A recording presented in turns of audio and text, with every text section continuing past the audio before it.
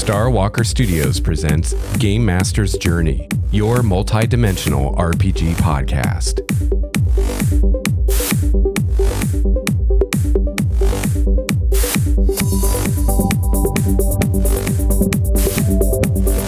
Hello, fellow gamer. Welcome to episode 252 of Game Master's Journey. I'm your host, Lex Starwalker. On this show, we discuss the craft and the art of game mastering. I've been running RPGs for over 28 years now, and I produce this show in the hopes that you can benefit from my experience, my triumphs, and my mistakes.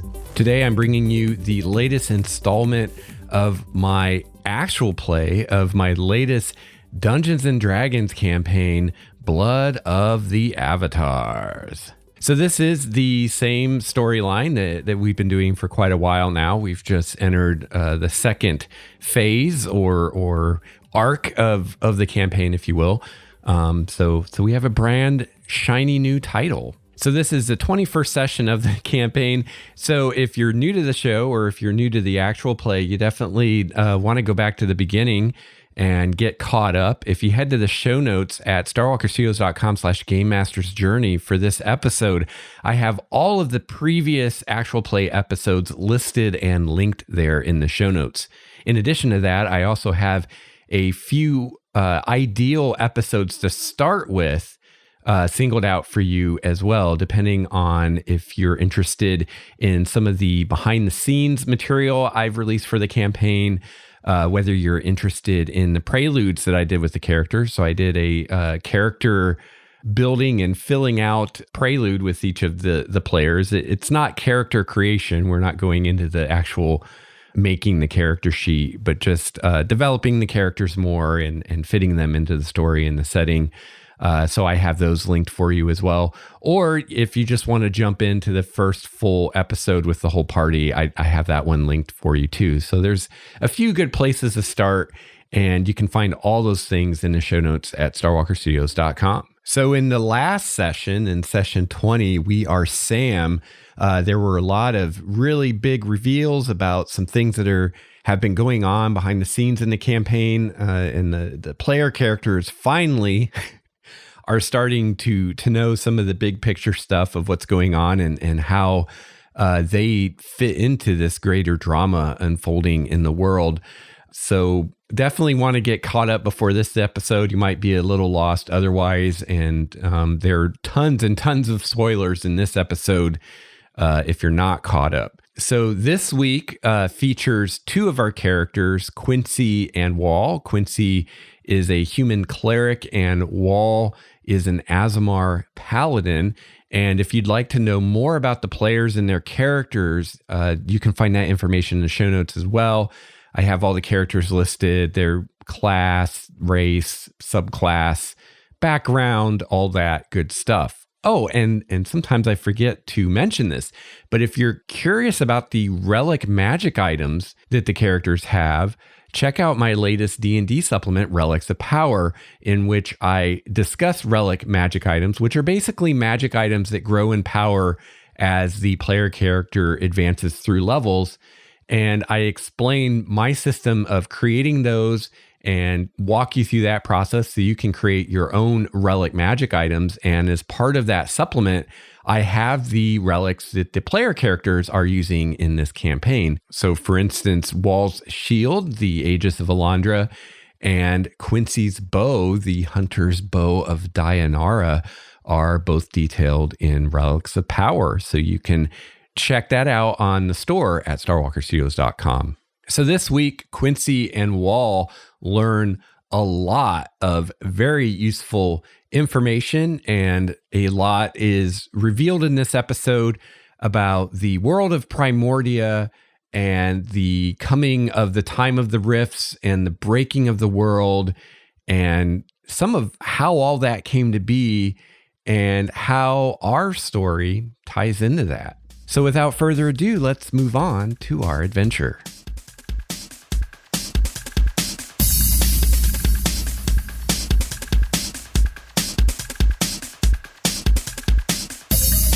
All right, so I put you guys together because it seemed like you had quite a few things that kind of went together as far as what you guys wanted to do.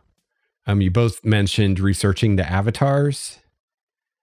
Yeah, that sounds like a good plan to me. Yeah. We recently figured out we were one, so it's a good thing to sort of do a little bit of detail stuff on. Maybe figure out what's coming down the pipe. How many more are there? A bunch of other avatars? Is there like a clubhouse? Did they all horribly die? I had to choose one of those. So yeah, Elandria has many places of learning within it. More than one library, at least one university, if not more. So probably How big is Elandria again? It's not like as big as Waterdeep. It's not unrealistically huge, but it's a good sized city for a fantasy city. 100,000 population or something in that neighborhood, you think? I might actually have that information. All right, I'm just trying to get a sort of idea of scale. Yeah. Do I have population? Around looks like around 25,000. Oh, okay. Cool. Which, if I remember right, is kind of like a good sized city, discounting cities like Waterdeep and Greyhawk that really 25,000 is a more historically accurate size of a city from that kind of era than Waterdeep. Yeah. Which is bigger than Chicago or something. I don't know. Pre-urbanization. Yeah. Cities. Yeah. They couldn't be too stupidly large.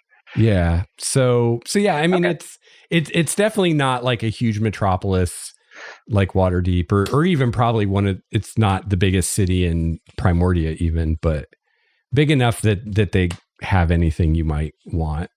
Cool. All right. So yeah, one of maybe one of the better places to go to learn about the avatars would actually be the temple to Elandria, which is Wahl's deity.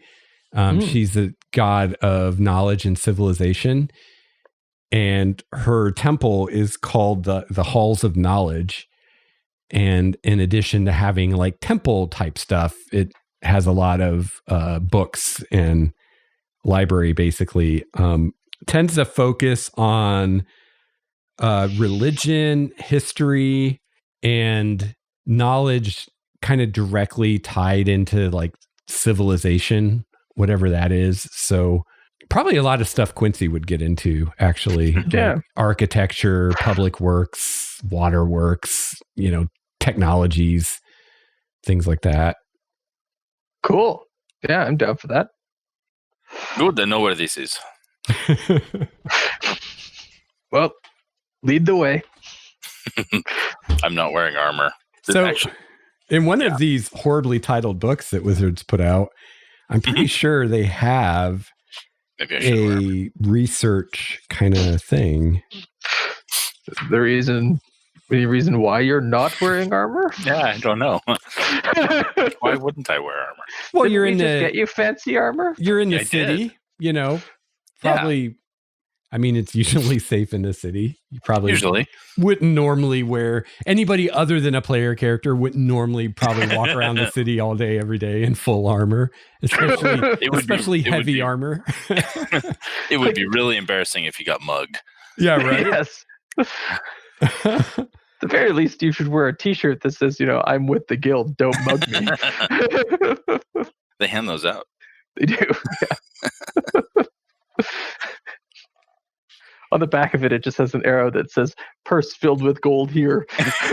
Yeah. Yeah, I don't know about their research system here.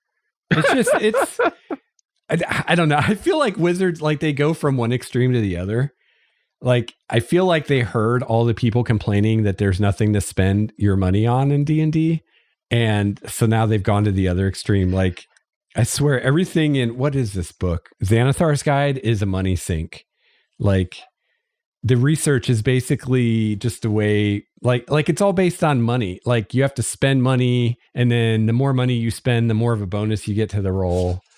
And it's like, I can kind of see that a little bit. Like they're saying it's for materials, bribes, gifts, and other expenses. But really, it's hard to for the library cards. I know, right? Because they're saying 50 gold pieces just to do it. And then you get a +1 bonus to your roll for each 100 gold beyond that you spend. And they're also saying it takes a whole week to do it. Huh. I can understand a whole week, but depending on what you're researching. But the monetary side, I don't understand. Yeah, I guess it's probably really setting dependent. Like I could see if you're in a kind of like place where like not anybody can access, like you have to be a noble to even get in the library or something, like maybe you have to bribe to get in, or maybe you're researching something really obscure that there's like one book in the world about that. But for what you guys are looking for, I don't think that's going to work. I don't think it will take that long. And I think anybody in Elandria, especially the Temple of Elandria, the Halls of Knowledge, like anybody can use those. You know, they don't. It's not like you have to be a noble to be able to look at the books. Your wingspan must be this wide to enter. Yeah. Seems like a goddess of knowledge would not want to like hide that knowledge. Right, exactly. Yeah. Goddess of knowledge, not goddess of secrets. Yeah. I guess that's kind of two sides of a similar coin in some ways. Yeah. Secret knowledge and all sorts of other things, and forbidden knowledge. Oh. Right. Yeah, it makes sense that there would be knowledge that we shouldn't have. No. Yeah. I want to be all-knowing. I don't think you do want to be all-knowing. No, Maybe you can ask Elandria for 5 seconds of all-knowingness and see how well that goes. Yeah, maybe not a good idea. At the very least, I see a headache in your future. Well, you are an avatar of the god of knowledge, so all-knowing might be in your future. Who knows? Mark that down. Mark your calendars, people. Lex said I was omniscient. Yay. Everybody's best friend on trivia night. Yeah, really. Right. So, to the Temple of Knowledge. To the Halls of Knowledge. Yeah, so you guys head to the Halls of Knowledge. It's in the central older part of the city. It's a very impressive building, more like to us, probably more like a museum kind of. You know, very very large, open, spacious architecture, lots of monuments and statues, and in addition to numerous depictions of Elandria in her many forms, there are also just a lot of statues and murals and whatnot, just depicting and kind of celebrating civilization itself. So like big inventions like the plow and the printing press, and these kind of, can't remember what you call them, but these inventions that kind of like took society to like the next level and made the civilization what it is today. And so a lot of that is kind of celebrated here as well.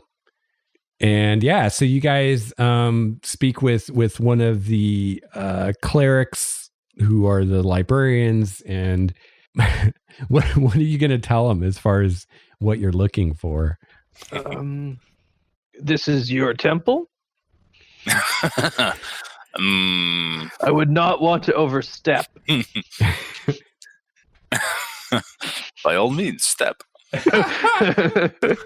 Well, I'm thinking we would want to research the avatars of past. Yes. Yes, that does make sense. So we had heard of when we were out saving Dianara's Rest. Right? Yes. We had heard of such avatars and felt that they might pose either help or hindrance in the future, and we should definitely get the information before making a decision, because we are acting. This is very true. Elandria is one that we want to research. Mm-hmm. Excellent. And also, what kind of characteristics avatars typically have? Mm-hmm. Yes, and lifespans.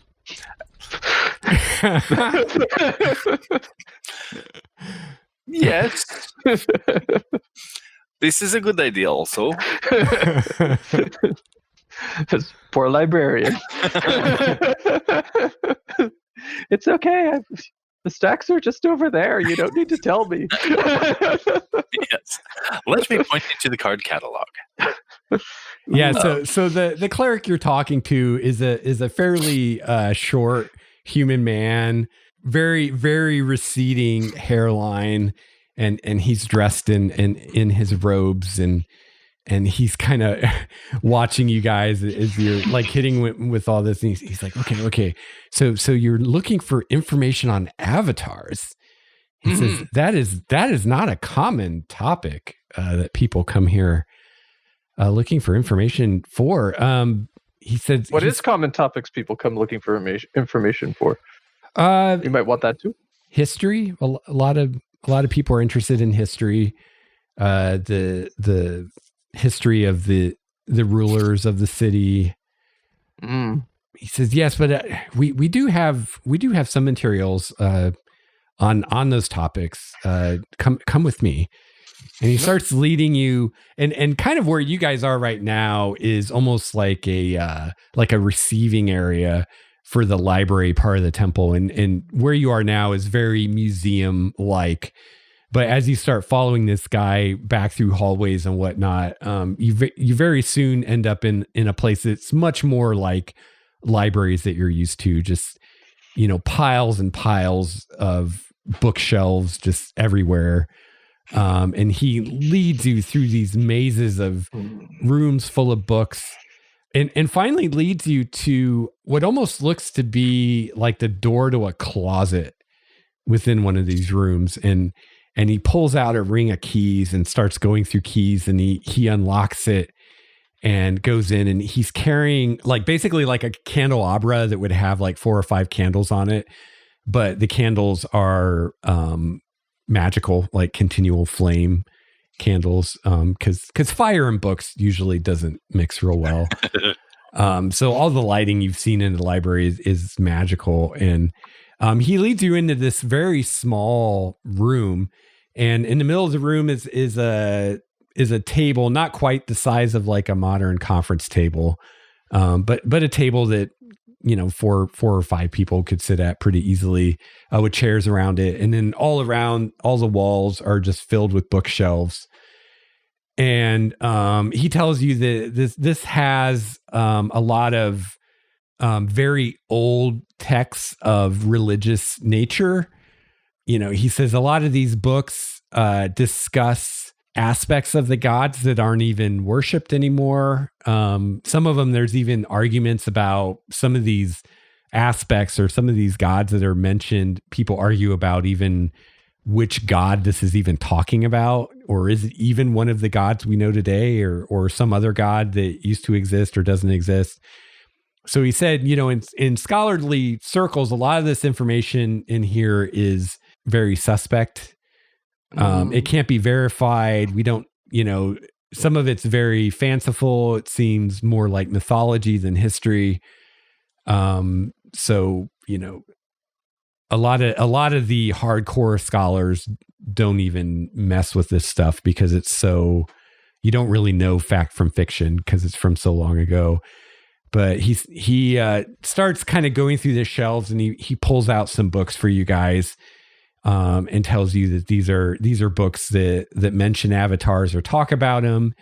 He gives you a little bit of guidance as far as like, oh, in this book, check around these chapters. But once he leaves, you have a decent sized pile of books on the table to kind of go through with some idea of where to find what you're looking for, and some of them maybe. But it will take a little bit of time to kind of peruse and find what you're looking for. Before he leaves, yeah. I'm gonna lower my cowl, lower my hood, and ask him, have you heard of the avatar named Edo? He says, yes, I have. Edo is the one avatar that we're fairly confident is a real person who is in the world right now. Oh. I mean, I don't know anyone who's seen her, him, it. But there are enough stories and accounts of those who have, or at least those who talk to someone who talked to someone who talked to someone who has, that we think there's a good chance that this entity actually exists. Most tales connect it with the God Peak Mountain to the west, but all right. Yeah, nobody. Do you knows have any tales or accounts here in the halls written down? Yes, and he pulls out some scrolls. Actually, he says these are fairly recent, haven't been transcribed into volumes yet, but yeah, you can read these as well. Thank you. Well, we have a day ahead of us. Yeah, so if you guys want, you can make an investigation check just to get an idea of how long it will take for you to find what you're looking for. So Lex, yeah, I have a special proficiency. I thought you did. Lore of Elandria. Yeah. You gain advantage on intelligence for religion and history to know lore regarding the goddess Elandria and the city of Elandria. Cool. Would that help in this case? Yeah, I think so, since you're specifically looking for information on one of her avatars. Okay. I will let you have that roll then, sir. My +1? Just okay. So that'll be an investigation roll. And since you guys are working together on this, but Wahl kind of has this kind of divine ability. I think what I'll do is say, Brett, you can make that roll with advantage and also add a +5. Whoa. Okay. To reflect both the fact that you kind of have this mystical ability and the fact that Quincy's helping you and he's a scholar and knows his way around indexes and things like that. So he knows the booking more than I do. Yeah. He knows the Dewey Decimal System. Thankfully, that was advantage. Does anybody know the Dewey Decimal System these days? I never knew it. I never knew it. Oh. It always... I mean, I still know how to use it, but I could actually tell you like certain subjects, what numbers they were. I was a nerd. 5. So, don't sell yourself short. We're playing D&D. You're still a nerd. Well, specifically, when I was in college, I could have told you what numbers were the anthropology books because I was always getting those. I knew that part of the library very well. So what'd you get, Brett? 21 total. Oh, nice. Yeah. So, I think in just, definitely like with a day, you guys can find what there is to find, spending, maybe 4 or 5 hours going through these books. So I guess the question now is, what exactly are you guys looking for as far as information? Well, apparently we are looking for information on how long they live. Like, sort of, do things turn out well for avatars of the gods? Not so much. So is this like work your way up and get risen up to the to the heavens, or generally smited thing? Let me see. So what sort of questions? Also, also, if just tales of what they've done in the past, why they generally get chosen, if anybody's had this sort of screw up that we seem to have, Or are we kind of unique in our lack of amnesia? Okay, yeah. So first, I guess I'll just start with some general information on what an avatar is, and some of this might be kind of different than other D&D stuff. I don't know. I don't know how much of this is kind of my spin and how much of it is what everybody thinks, but so basically avatars are physical manifestations of the god. It's basically like Elandria or Dianara comes into the world in a physical form. It's pretty rare that they happen. Of course, in ancient times, thousands of years ago, there's countless tales of various avatars and whatnot. And it's often believed that the major cities were founded by avatars. For instance, the city of Elandria itself, it's a common belief, began by an avatar of Elandria that said, build a city on this spot, and I'm going to stand here while you do it and look imperiously over you. We can do that. So yeah, they're kind of, there's a lot of scholarly debate and probably a lot of the pages you guys are kind of sifting through trying to find what you're looking for is scholarly debate as to like why an avatar, like what purpose do they serve? The gods have angels to send messages to their followers or to fight demons or smite evil or things like that. Also, the angels can appear to followers in dreams as far as, if the god needs to get a message to a priest or something like that. The gods have their priests and clerics to, create more worshipers and bring people into the faith. And so, it's like, what is the point of an avatar? And kind of the consensus, as much consensus as there is, which there really isn't. I mean, there's a lot of disagreement, but some people think it's just when a god feels for whatever reason that they have to more directly get involved in something. Usually the gods are very kind of far off and mysterious, and even their priests don't necessarily know what they want or what they expect from their followers or things like that. And so some people believe that the avatars are for when a god really needs something done a certain way or really needs their people to understand something. And so they, it's the kind of thing of, if you want something done right, do it yourself. And the avatar is kind of the god deciding they're going to do it themselves. They're not common though. And a lot of the tales of them from ancient times are viewed with a lot of skepticism, just because in more recent times in recorded history, there aren't many verifiable records of them. So it does seem that when they do come into the world, they tend to kind of keep a low profile other than among their own followers. They're kind of like walk small, carry a big stick kind of thing.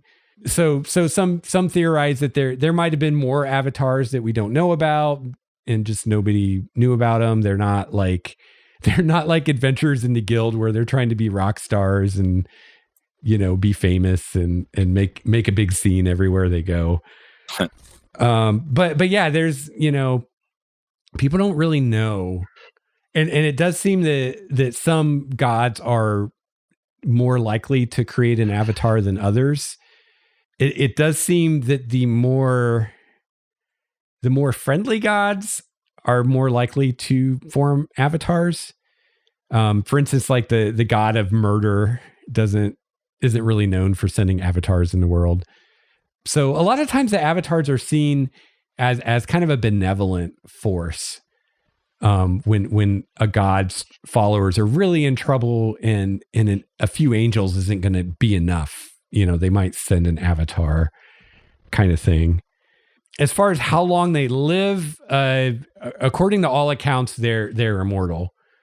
And killing an avatar is viewed as not a whole lot easier than killing a god itself. And in fact, there's even debate on whether or not you can even actually kill an avatar, whether it's even possible. But most scholars believe if it is possible, it would take very, very specific means to do so, like Achilles' heel and how he could only be killed if he was shot in the heel, like that kind of thing. Like if you can kill this avatar, it will take something very specific, and you kind of have to know to do that. It's not just going to happen by accident.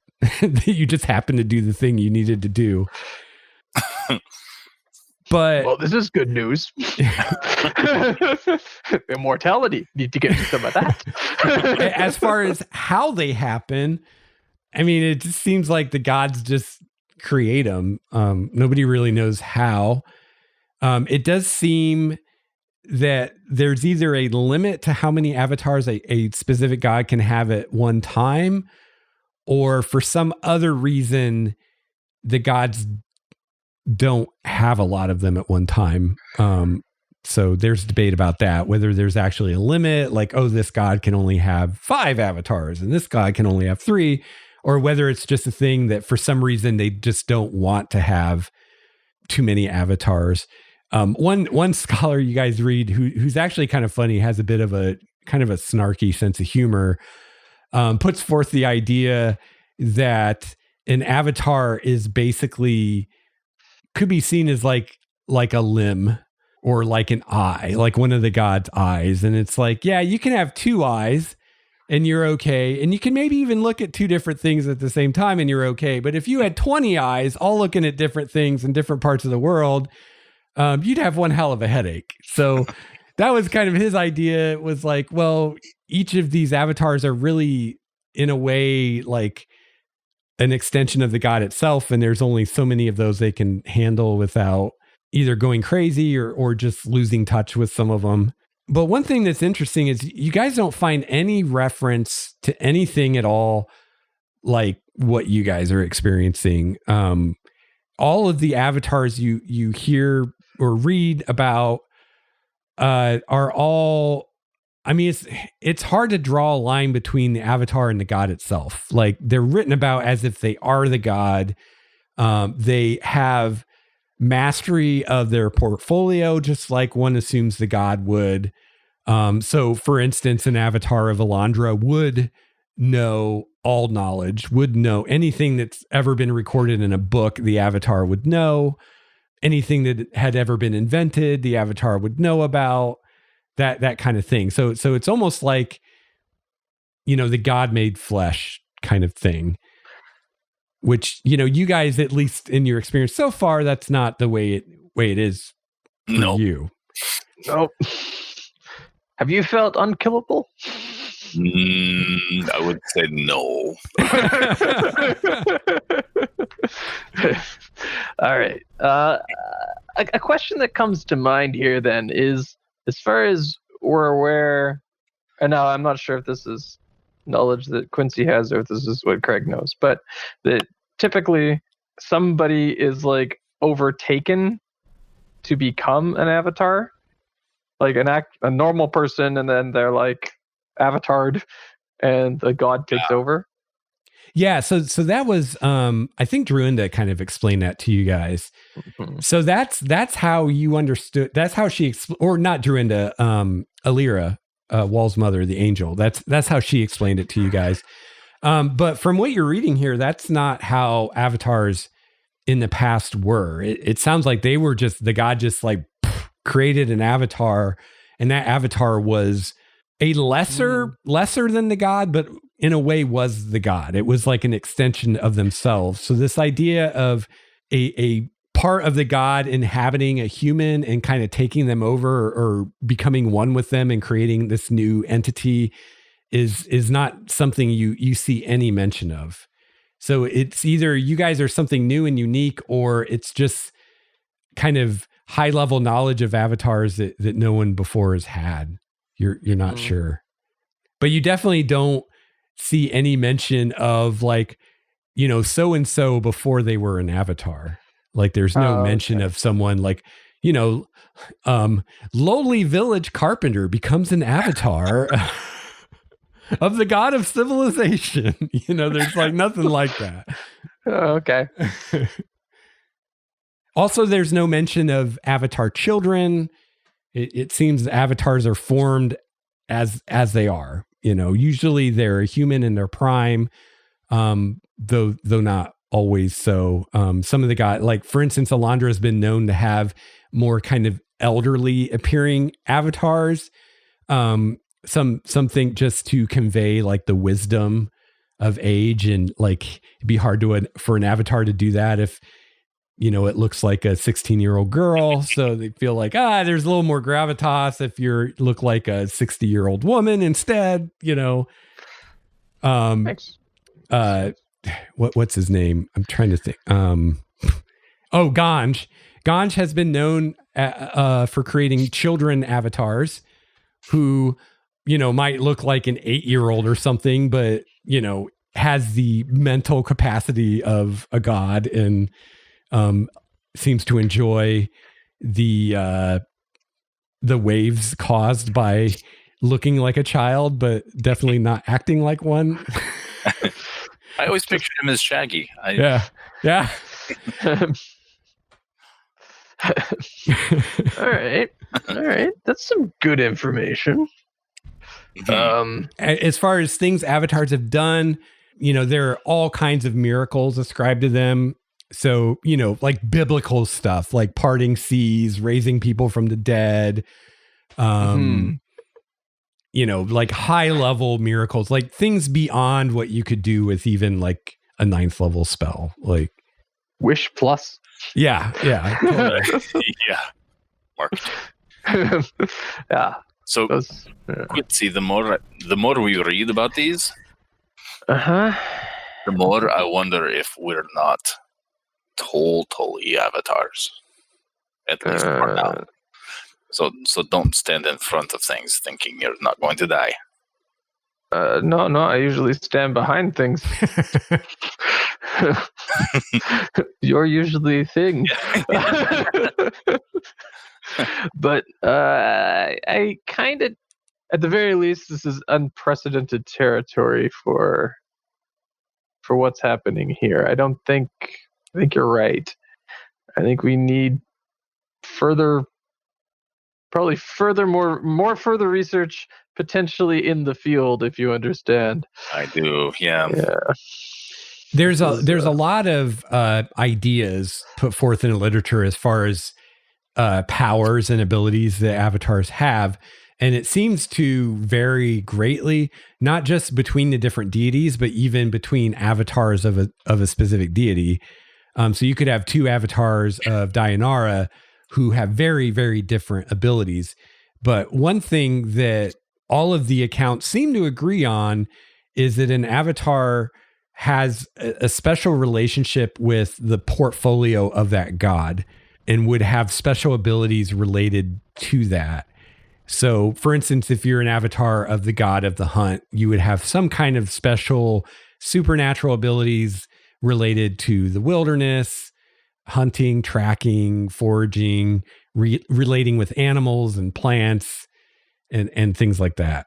So that's the one thing that everybody kind of agrees on. Again, it's not clear if that's because people have seen this and they're writing about what they've seen, or just because it makes sense to them and everybody kind of agrees that it makes sense. Does seem logical. Yes.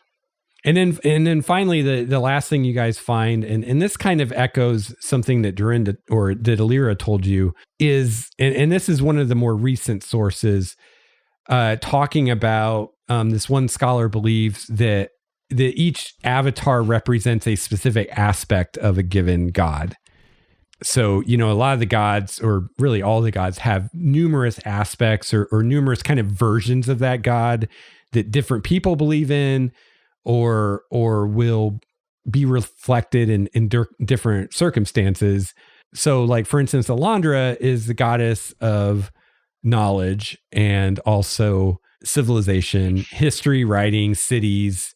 So, you might have one avatar of Elandria who represents knowledge, and another avatar that represents, writing. And they might be very similar in some ways, but they might be very different in others. Dayanara might even be a better example because, you have some followers of Dayanara who are all about hunting, and, killing game to feed their family and things like that. And then you have others like, for instance, the Furbolg that don't even hunt that much and only hunt when they have to and are more kind of vegetarians.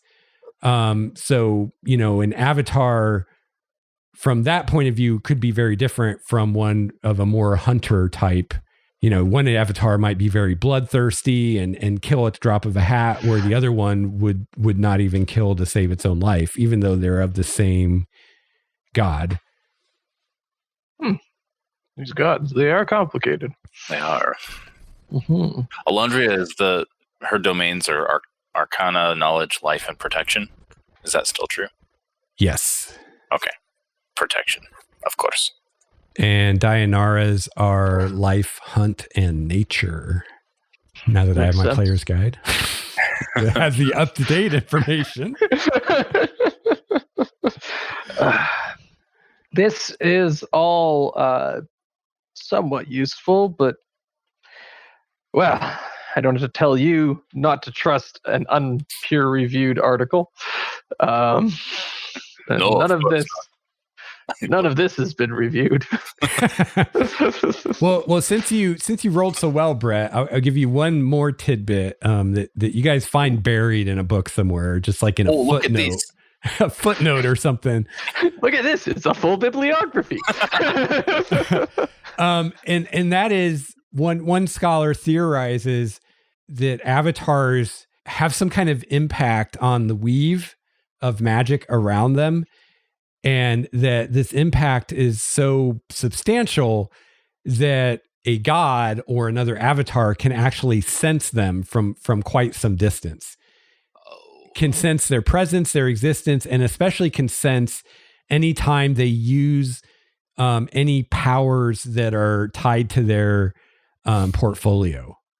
And you remember Alira, and I don't remember how much of this was in Brett's vignette and how much of it was when you all talked to her, but she cautioned you about some entity that was kind of hunting you guys. Mm-hmm.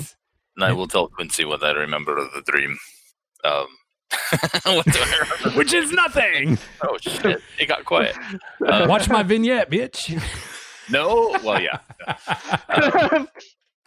That's second. Basically, it sounds like there is somebody is out there looking for us. They know we are there, but they are not right now threatened by us, or we are not big enough for them to consider a problem.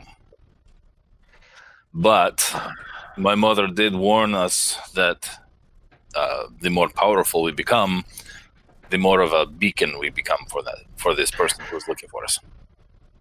Right. And your mother was great and helpful and all, but couldn't have been more specific on the thing? No. She didn't tell me either. Well, they don't know. Yes. She told you that whatever it is, even Elandria can't perceive it, which is why they think it's either one of the other gods or it's an agent working for one of the other gods, because this thing's got a lot of juice behind it if the goddess of knowledge can't figure out who it is. Yeah. But even Elandria doesn't know. Yeah. So of course we must be careful, but at some point we're just going to have to move forward. I think the best tactic of this sort of thing is to find what is coming after us before they have an opportunity to do so. Actually, I was counseled against that. I was told that is probably a bad idea. It's better to know something than not. Yes, but once we find this thing that is looking for us, this thing that is looking for us will have found us. Right now, I feel, if I remember correctly, I believe this entity does not completely know where we are or what we're capable of. Okay. Yeah, your mother had told you that. I'm trying to remember exactly how she said it. The basically like you have this like light inside of you And right now it's a fairly dim light under a bushel, to use the biblical metaphor.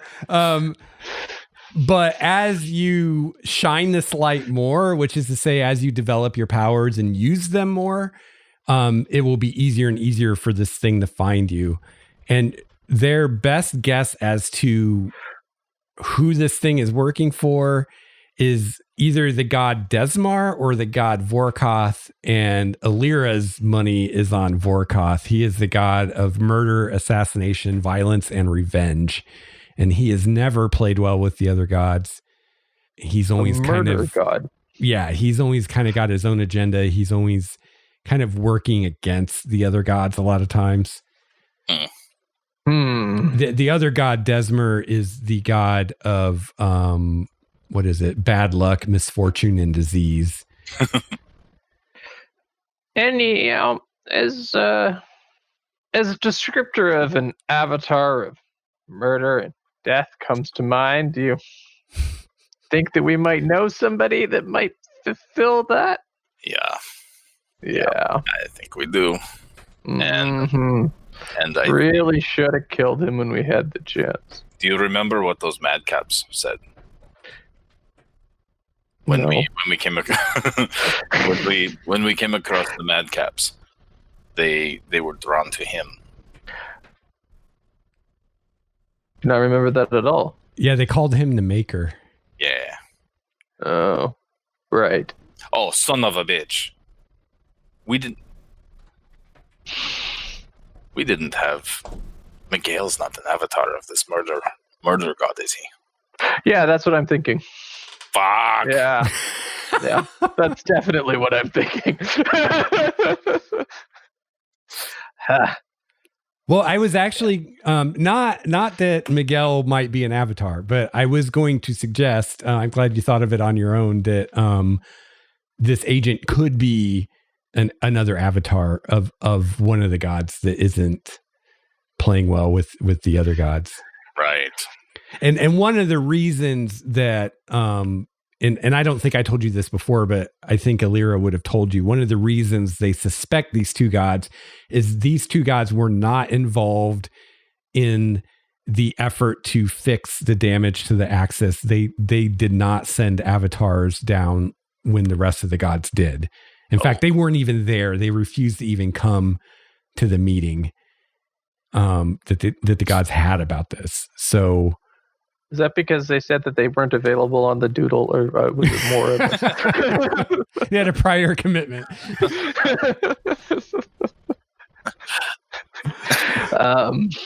Well, Vorkoth probably murdered whoever was sent to invite him to the meeting. I mean, let's face it. And yeah, messenger to Vorkoth sounds like a crap job. Yeah, right? That's how you get rid of people you don't want. Hey, take this message to the god of murder. No. It's okay. You don't have to wait for a receipt. Sort of a flyby. All right. Well, that does actually bring up a second thing that I was wanting to look here. What is the axis of the world? Details about that. I know it's a bit of a tangent, but that was something I thought we'd save until everybody's together. Sure, sounds good. Because I think that's something everybody's going to be interested in to some degree. Yeah. Or at the very least, if other people aren't, at the very least, we might get together with us in Fear.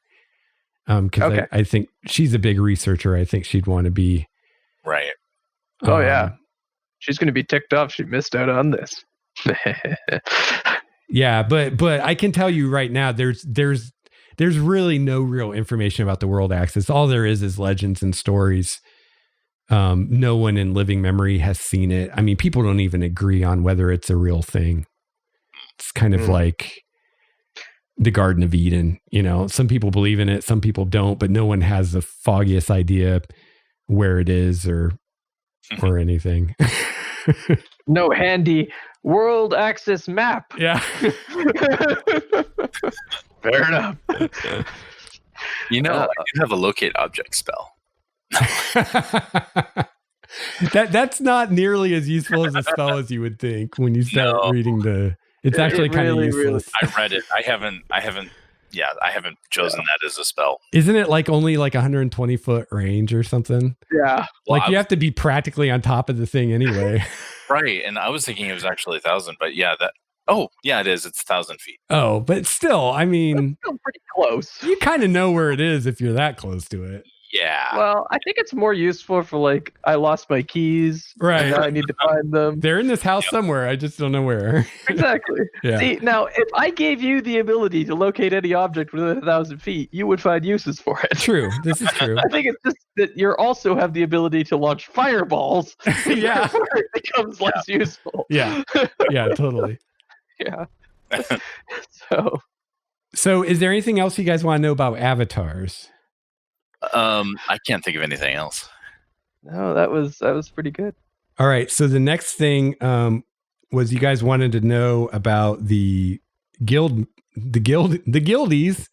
Yes. Who broke the world and were excommunicated / banished from the guild. So for that, we will go back to the guild? Or yes. Yeah. That would be the place for that. Can we? Oh, okay. Can we find the little bald man that helped us here at the Halls of Knowledge? Yes. His name is Simon. Simon. He also has little round spectacles. Yes, of course he does. Of course he does. And yes. He actually comes and checks on you guys periodically, anticipating that you may not be able to find your way out. On one of those times, I'll have ordered a cup of tea. Okay, sure. I have no idea whether the tea shows up. It doesn't. That's fair. He writes it on his palm with no pen or anything. Right, one tea. He just points to the calligraphied sign that says no eating or drinking in the library. Fair. I want to ask him if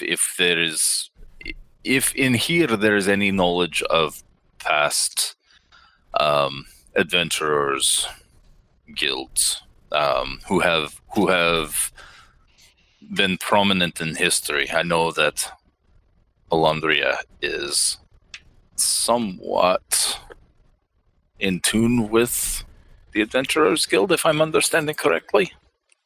They're close allies. That's all it says. The guild are close allies with the Temple of Elandria. Oh yeah. Not necessarily what I'm talking about. So I'm just going to ask him if there's anything documented within the hall about guild members specifically who may have been prominent in history. Oh, lots. Many members of the guild have been influential and prominent in their day. And is there an expert here in the hall who might be able to tell us about a particular guild if we only have the crest and the colors? Oh, yeah. You probably have more luck in with the guild historians themselves on that. Okay. Very good. Shoo, go away. No. So yeah, Simon leads you out, and you can go to the guild. They of course have their own library. Yes. And records. So before we leave, I will. I'd like to just take a moment and thank Elandria for helping us find this information. Just give a little prayer out to her. Nice. Mm-hmm. Awesome. I nod happily. I tap my chest. As I tap my chest, and point my forehead, and then aim up. You know, I feel like this is the first time in this campaign someone has role played praying to a god other than their patron. Yeah, which is cool. That's the first. Kudos, Craig. It is a polytheistic society. That's right. Like, it kind of makes sense. Yeah. Especially that we spent an entire day researching that they show up. In fact, I'm going to give you inspiration for that, sir. Nice. That's how much I like that. You feel blessed. You feel like the lady might have actually heard you and blessed you. Oh, that makes me very happy. I clicked the inspiration button, which, by the way, on D&D Beyond turns it into a rising sunset. Oh, that's cool. The icon is actually a little rising sunset when you have inspiration. So that works out quite well for what we're doing here. The fates have smiled on you. All right, so you guys head back to the guild, ask to see the records. Do we,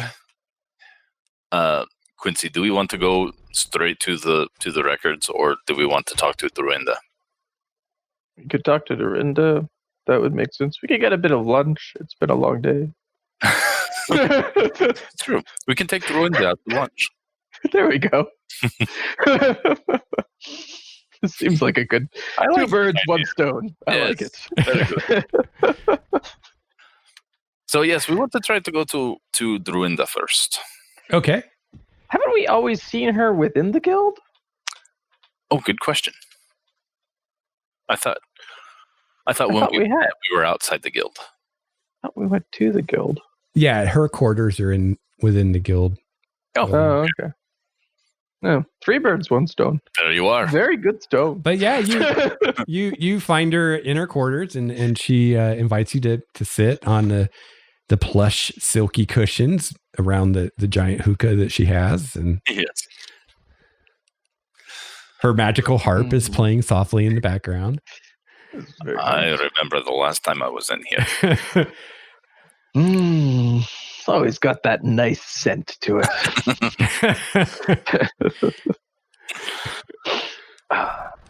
So, Druinda, you said you have just recently come to understand that that guild members were the cause of all this.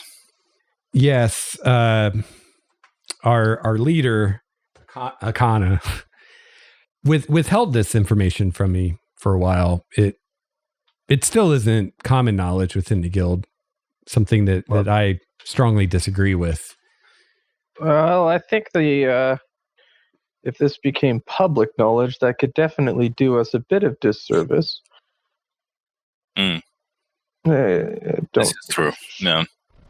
I don't think we would want to be run out of town. And I couldn't really blame people for wanting to do that. No. Can you tell us any more about the guild they were a part of, or what happened to them, where they are now? She says, "Why, I can tell you what is known." And she gets up from her cushion by the hookah and walks over to one side of the room where she has a small desk against the wall, and pulls open a drawer and pulls out a folder and gives it to you guys. She says, "This is what information we have on them. It was removed from the records by Akana's order, but I managed to acquire them before they were destroyed." She says they were one of our most promising teams at the time. There were those who had concern about them, especially about the wizard in their group. He was a night elf from one of the surface cities, but many felt that he shared the darker traits of his kind. Many felt he lusted too much for power. Looking back now, it all seems so obvious. But they were good. They were efficient. They always got their contracts done. We never had to send in backup. They always handled themselves well. What sorts of contracts did they take? Well, they tended to focus on contracts that had any chance of revealing any kind of ancient magical devices, spells, lore. The wizard, Mordegast was his name. Thank you. Constantly sought greater power and knowledge of the arcane arts. There were 4 in the team. Mordegast was sort of the leader. The colors of the team were black, purple, and red. Have a name. That was the one thing I didn't write down. I kept on calling the team. It was we can put a pin in it. Yeah. Let's say they were called the Spider's Eye. Yeah. And it was black, purple, and red. Purple, red. Yeah. So there was Mordegast. He was a night elf wizard. There was Sierra Argent, who was Sierra. Yeah, like Sierra Mist. Oh, gotcha. Okay. Sierra Argent was a human woman. She was a paladin of Kalis. Oh, God of War. There was Mizrael the Rogue, who was a human female, and then Column the Column, who was a fighter, a human male fighter. Column the Column? Yeah, his name was Column, Collum, and he very wittingly took the nickname for himself, the Column, because he was big and round and solid, like a column, and also it sounded just like his name. Who would do something like that? That is terrible. That is a terrible pun. I like it. It's always nice when you can spot a dump stat from 100 feet away.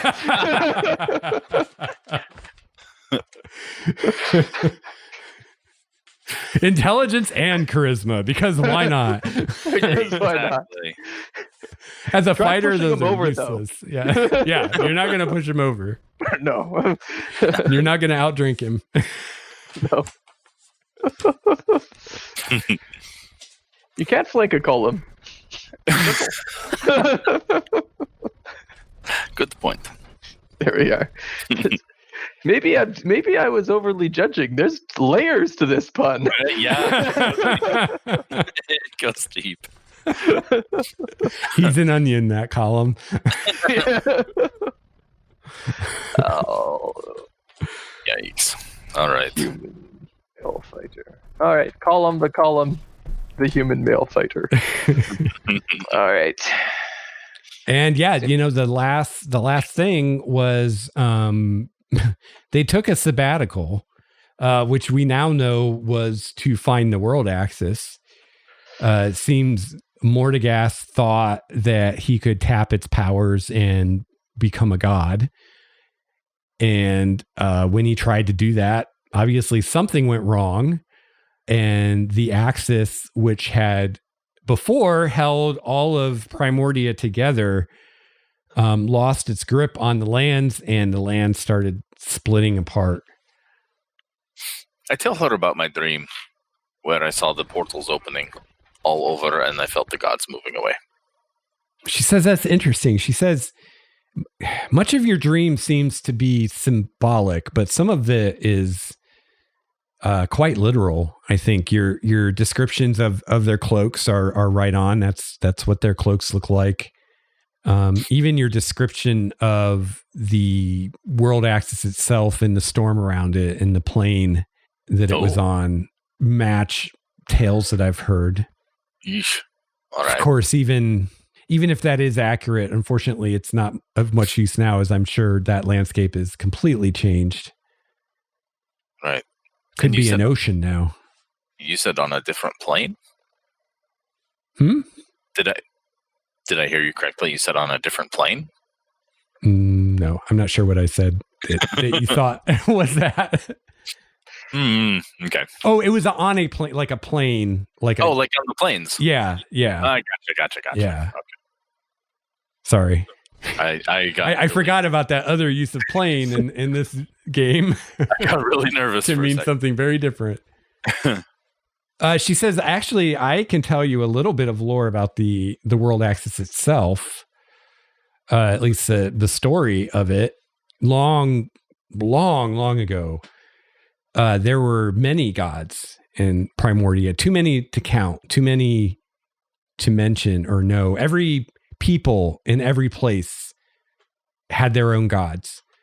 Primordia is a vast place. There are many peoples across the world, all with different gods. And these gods were constantly in conflicts with one another, especially when gods competed for the same portfolios. So you might have two groups on either side of a mountain, both believing in a god of war, but these were very different gods of war. And they would often compete with one another for followers. The gods that we know today, the gods that we consider the true gods today, then were among the oldest of the gods. We believe they were the original gods, but of course there's no way to know. They became jealous of all these other gods, taking their worshipers, taking their power.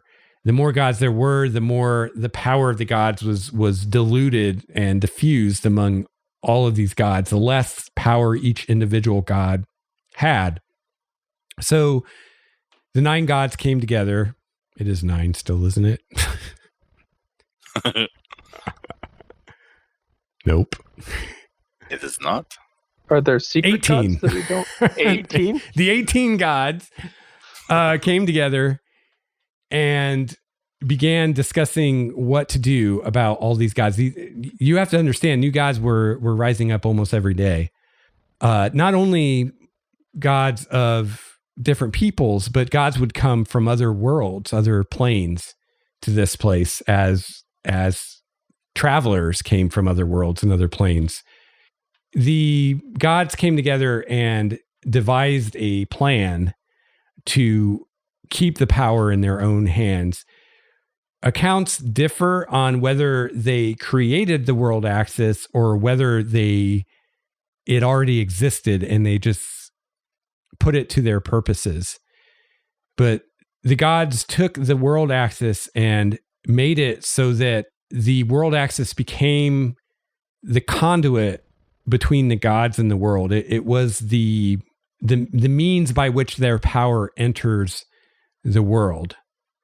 18 of the gods attuned themselves to the world axis, and in this one action, they cut all the other gods off.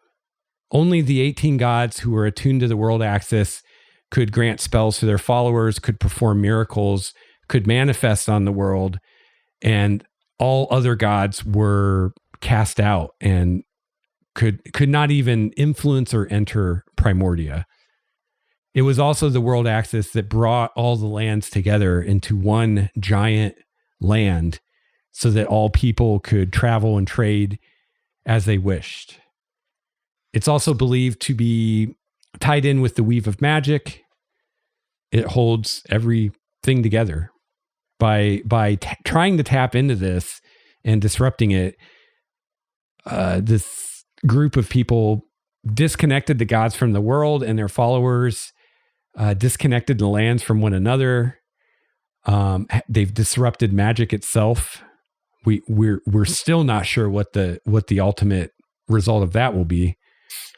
But we have seen a lot more wild magic areas, a lot more dead magic areas. Of course, you know about the rifts opening the plains all over the place. My understanding is the magic will eventually go away. Yeah, I think that's what my mother says.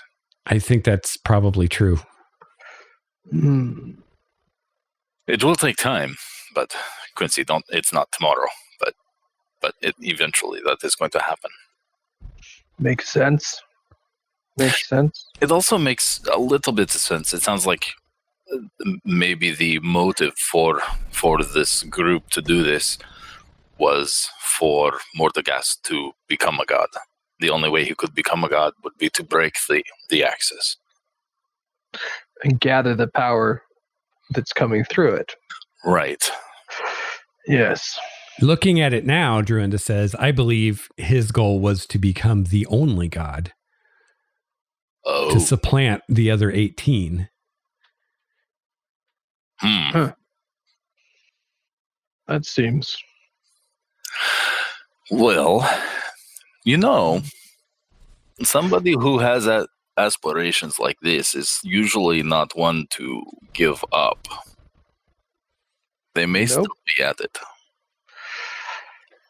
Depending how much power they managed to get before the world broke. Assuming they're still alive, yeah. Yeah. It's not impossible to think that they could be acting from even beyond death itself. Oh, great. I can't hit death. Druinda says, unfortunately, that's where our knowledge ends. Before we could apprehend these 4, they disappeared, and we've lost all trace of them. Do we know that they survived the world axis? We do. They were seen not long after things started falling apart, but when agents of the guild tried to apprehend them, they eluded them, and they've not been seen since. So how are the different ways that the guild has been able to track them? What ways would we not look for to try to track down? That sentence fell apart on me. She says, it well, was a good try. This is something not normally shared until one is higher rank, but the rings that you all were given upon being brought into the guild are one means that you can be tracked. They have either destroyed their rings, gotten rid of them, or have somehow disabled our tracking spells. Okay. So it's not unheard of. It's not like something in their body that they can't get rid of now. Rings are spy rings. By the way. Druinda kind of looks out the corner of her eye at Quincy, and she says, now, I can imagine what you might be thinking, but I can assure you that more often than not, this is used to extract members from situations they can't get out of. We only use these for tracking in emergencies. Right. We don't routinely prefer to be the tracker than the tracked. We don't routinely keep tabs on our members, what they're doing. Maybe if you kept a bit more tab, we wouldn't have such the problem we do, huh? You're not wrong, and that is a constant problem as adventurers grow in power. They become much more potentially dangerous and also much more difficult to control or keep tabs of, especially when they're wizards or clerics, for that matter. Anyone with high levels of magical ability can find ways around almost anything. Quincy, she called you out. Uh-huh. Still a little on this ring thing, but we'll move on. Well, I understand its purpose. Druinda, I trust you.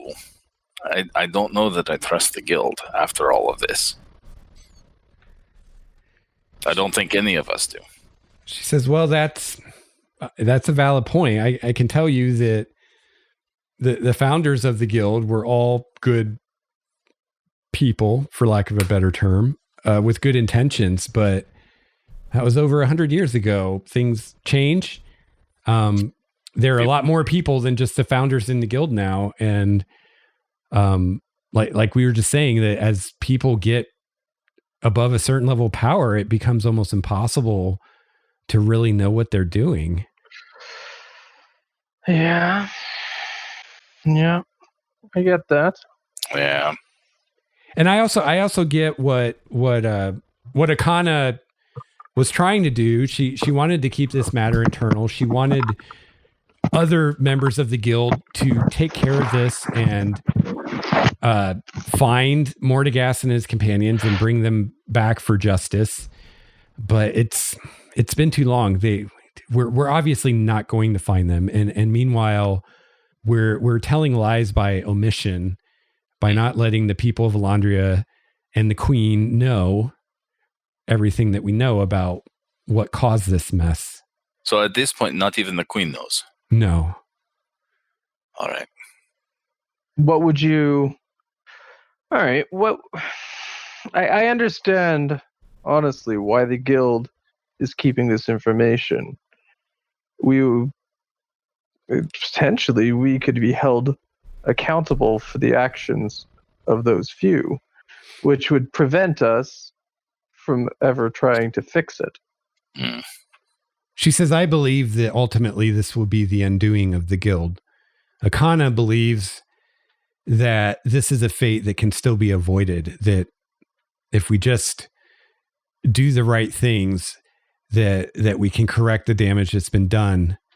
But I don't believe that. I think no matter what happens now, eventually the truth will come out. And when it does, it will be the end of this institution. I just hope that when that day comes, the guild can be reborn in a new image, hopefully one that will be able to withstand this kind of thing and avoid this kind of mistake in the future. Mm-hmm. Mm-hmm. That's fair. But whether or not the people of Elandria will ever trust an organization to have the kind of power that this one does, I don't know. I'm beginning to think that they shouldn't.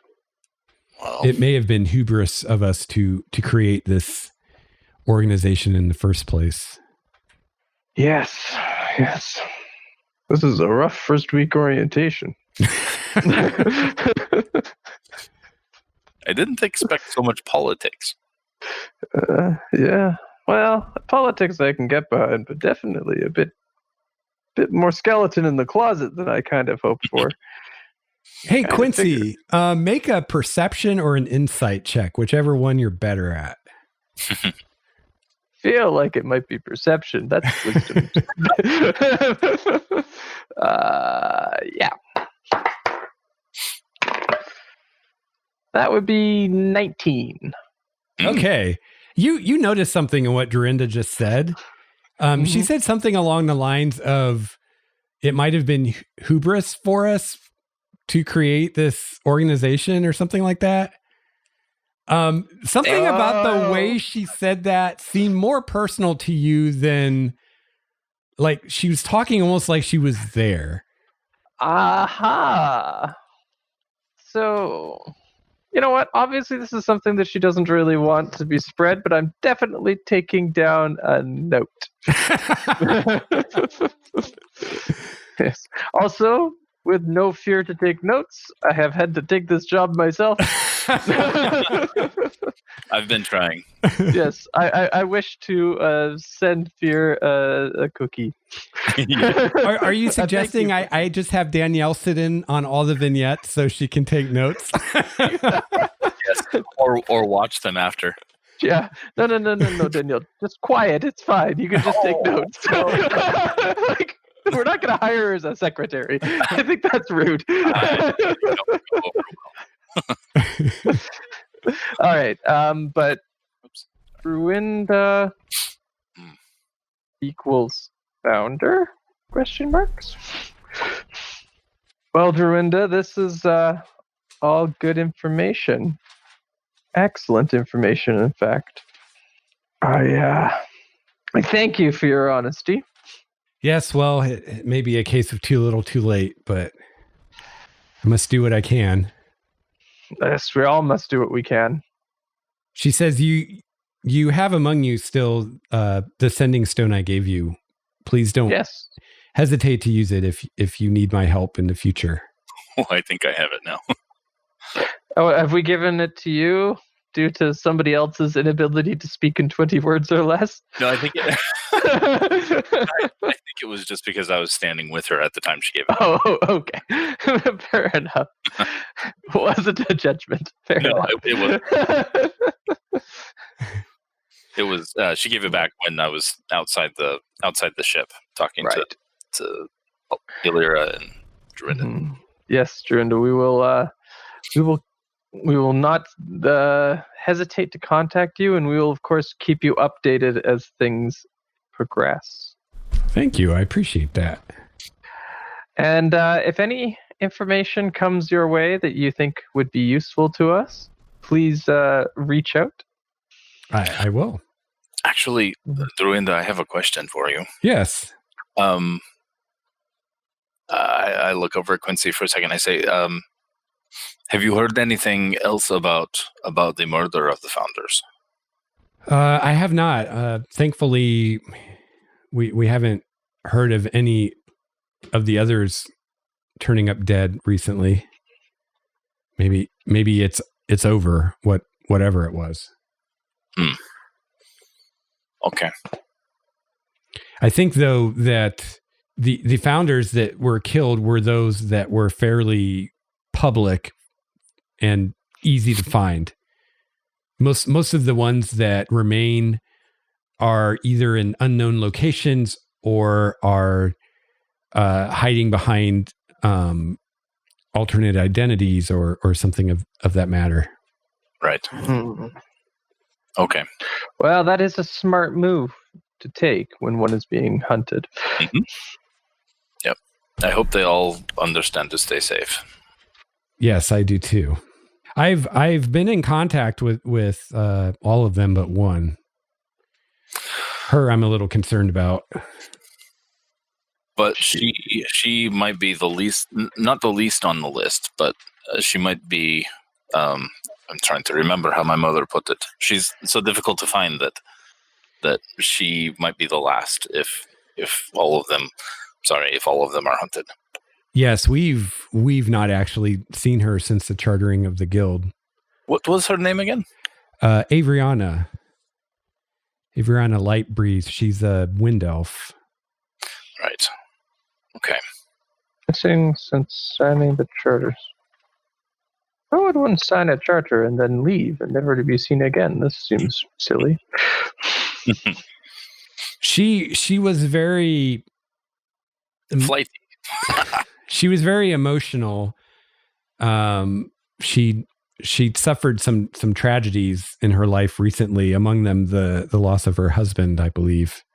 But I don't really know all the details. That's fair.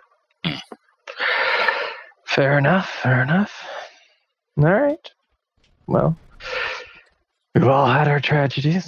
How we deal with them, I understand. Right. Well, I think we've gotten everything that I can think of. Wahl, any other questions for... No. I cannot think of anything at the moment. All right. Hey, you know the criminal that our colleague Fear took back to Dayanara's arrest, yes? Did we tell you that? I heard of it, yeah. Do you know where we might go to find more information on him? On what he did, on like the investigation and what everybody learned about it? I'm sure any of the officers of the City Watch could fill you in or point you to someone who can. All right. Very well. Fair enough. Yes. I think there's I was not particularly happy with how that ended, and I'm even less so now. This worries me even more now, yeah. Mm-hmm. Well, thank you, Druinda, and I will not take up any more of your valuable time. Yes, thank you for Did she offer us tea? I think she offered us hookah. Yeah. Hookah. Tea too, or whatever. Smog. Smog. Brownies. Of course. And if you need anything from us before we go back, just let us know if there are anything we can do to help. I will do that. Thank you. I feel like we're doing quite a bit already, to be honest. But if you need to add more onto the to-do list, we can always do more. Mm-hmm. So yeah, I mean, as far as Miguel, you don't really find out anything. I don't think that I mean, maybe I don't remember if Fear like told you guys everything. Only that he was a mass murderer or a serial killer. Yeah, so he was killing, basically killing the homeless refugees in the city. He was finding people that, nobody knew, that didn't have family in town, that theoretically wouldn't be missed. He was not just killing them, but creating very macabre works of art through the killing and the arranging of their remains, and very like ice cream killer kind of stuff. If you ever watch Dexter, like arranging body parts and like things like that, making art from murder, basically. And yeah, they what did they call him? The flayer, because he would skin people alive as part of this whole process. So he was creating quite a stir in the city until they finally apprehended him, because the city is full of people from other places that don't actually have a home. A lot of them sleep. There's fields in the caves beneath the city, and a lot of people sleep down there. At least they're out of the elements. But yeah, it was a real problem and causing a lot of terror among those people, that there was someone kind of picking them off one by one and like torturing them and all this stuff. So it was a pretty big deal when they apprehended him, and they paraded him through the streets, and people threw vegetables at him. And they had a very public trial, because the queen felt that would help kind of catharsis for everybody to see him publicly tried.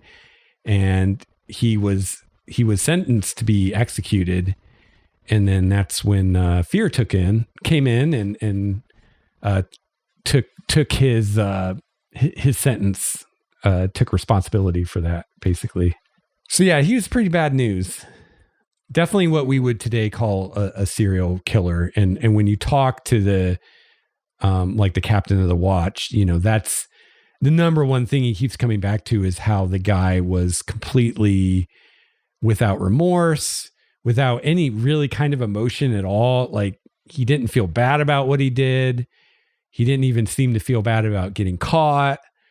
He basically seemed to think that he was this genius that was just other people were too dumb to understand him and what he was trying to do, and definitely seemed irredeemable to everyone in the watch that you talk to. They're like, yeah, that guy there's no point in even trying with that guy. We definitely do not tell anybody that he escaped. Okay. We make a point of not saying that, right? Yeah. That would be bad. Yeah, and you probably have more than one person ask you, they want to know like what happened to him, what you guys ended up doing to him, how they want the gritty details of how this bastard died. Like, they're like, did he suffer? I hope he suffered, I think we can probably, because do we know if Fear explained what the goal of this was, of taking him? Like, to give him to a witch to be sacrificed? Yeah, she did. I think we can probably just go with that story. Yeah, we don't know what happened to him. That's not a lie. Yeah. That's not the And truth. I will say, Quincy is a woodsman. Quincy, if he is nothing more than what he seemed to be, which was just some guy with no particular skills in woodcraft, survival, hunting, fighting, any of that. I mean, he was a painter and a sculptor.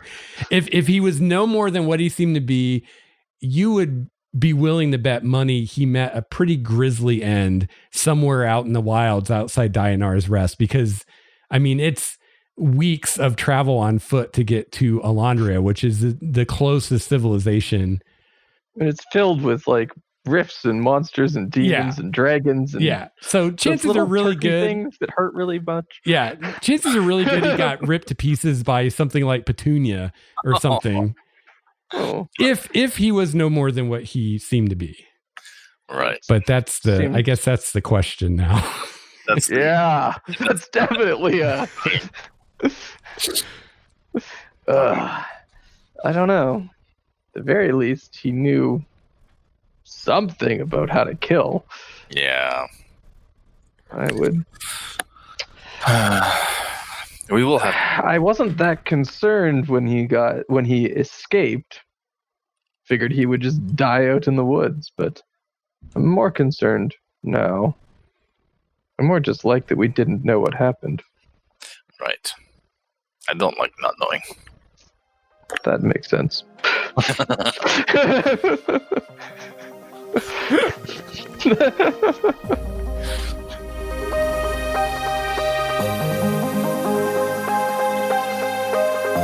All right, well, that's going to wrap it up for episode 252 of Game Master's Journey. If you'd like to get a hold of me, shoot me an email at gamemastersjourney@gmail.com. You can also follow me on Twitter at LexStarwalker, or you can call my voicemail 951-GMJ-LEX1. That's 951-465-5391. You can also join myself and the other listener GMs as part of our community on MeWe and Discord, and you can find links to those in the show notes at starwalkerstudios.com/Game Master's Journey. If you'd like to support the show, you can find all the ways to do that on the website as well at starwalkerstudios.com/support. And one of the best ways that you can support this show is to check out my self-published D&D supplements, the latest of which, Relics of Power, has the player characters' relic magic items in it. If you're curious about those and want to see what all those bad ass items can do. All right, so I hope that you have a chance to play your favorite RPG this week. I hope you have a chance to run your favorite RPG. I'll be back soon with another episode of Game Master's Journey. Until then, game on. This has been a Starwalker Studios production, your source for quality gaming and hobby podcasts. This episode's music, courtesy of Cloudwalker, Transboy, Renfield, Stanko, and Ish. See the show notes for more details at starwalkerstudios.com/Game Master's Journey.